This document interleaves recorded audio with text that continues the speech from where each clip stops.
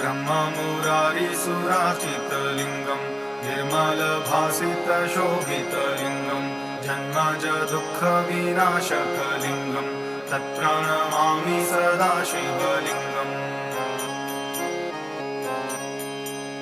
देवमुनिप्रवरार्चितलिङ्गं कामदहं करुणाकरलिङ्गं रावणदर्पविनाशनलिङ्गं तत्प्रणमामि सदा शिवलिङ्गम् सर्वसुगन्धिसुलेपितलिङ्गं बुद्धिविवर्धनकारणलिङ्गं सिद्धसुरासुरवन्दितलिङ्गं तत्प्रणमामि सदा शिवलिङ्गम् कनकमहामणिभूषितलिङ्गं फणिपतिवेष्टितशोभितलिङ्गं दक्षसूयज्ञविनाशनलिङ्गं तत्प्रणमामि सदा शिवलिङ्गम्